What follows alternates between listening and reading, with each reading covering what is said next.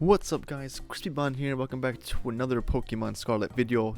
A bit different than usual. This might be the only video out today, I'm not sure. But I have 13 boxes of Charmanders, which is, I think, almost 13. Roughly around 400 Charmanders is what I have. I'm going to want to trade all of them. These are all the ones with the amazing stats. These are all from shiny hunting. A lot of them had to be released because I couldn't fit them anymore in my boxes. So I have 13 boxes, almost I think it's like 390-ish, but some are empty, so you know, around 400, I'd just say.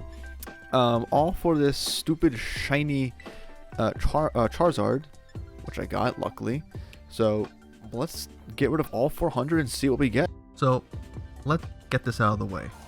The only Pokemon I'm keeping are legendaries, shinies, starters, and pre-built Pokemon. The rest will get released. And the question of the day is, how long did it take you to find your first shiny in Pokemon Scarlet and Violet? Comment down below, and while you're down there, hit that giant red button. It gives you better shiny luck. So right off the bat, the first trainer we traded with had a very interesting name attached to him. But then we ended up getting many, and I mean many starter Pokemon in box 1 and throughout the entire video. We got I'm reading the script here and I totally misspelled Sprigatito. But we got 1 Sprigatito, 2 Froakie, and a Fuecoco. As expected, we got our first Charmander back. Luckily, it wasn't ours, and we get many Charmanders that we have to retrade again and again. Now in box 2, something very interesting happened. I got this Goldingo, and its name was a website, which I obviously blurred out for obvious reasons. It had the best IVs and level 100.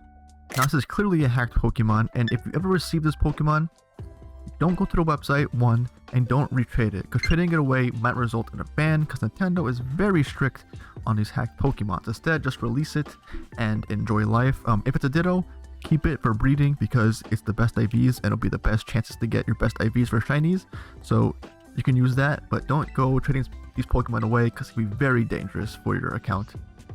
In box 3, the only notable Pokemon I received was Iron Valiant, but in box 4, things got really interesting. Started off with a Gimmighoul, and then something I really didn't expect to receive was a shiny. It was a shiny Annihilate, but first I didn't really react because they look identical to each other, but it was indeed a shiny. And then I got a Pokemon that literally just came out. It was Hisuian Zora. You can get Hisuian Zoroark from pre-ordering the DLC, but I got mine for free. And in box 5 I got a whole load of crap. And you won't believe what I got in box 6. I got absolutely nothing. And box 7 was seemingly boring until the very end, where I got a regular Wooper, and then right after I got Hisuian Zora. The only notable Pokemon I received in box 8 was actually a shiny Corpsquire, which I didn't know was shiny because I'm completely unfamiliar with this Pokemon. In box 9 was a complete and utter miss, with nothing interesting happening, just like my life. In box 9, I got a 6-star Terra Ray Dragapult that had a Grass Terra type to it, which is very nice. In the same box, I ended up getting Dragapult's Generation 1 equivalent Dragonite.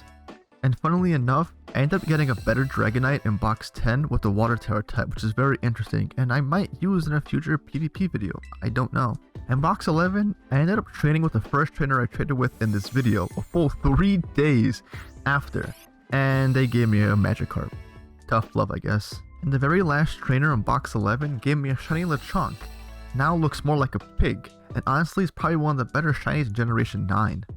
And finally, onto the box with amazing stat Charmanders. The only interesting Pokemon I got was a regular Wooper, and that's completely fine because I love Wooper so much.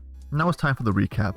I got more than one of each Generation 9 starter, more than one Froakie, and more than one Charmander, but 0 Scorbunnies, which is very interesting.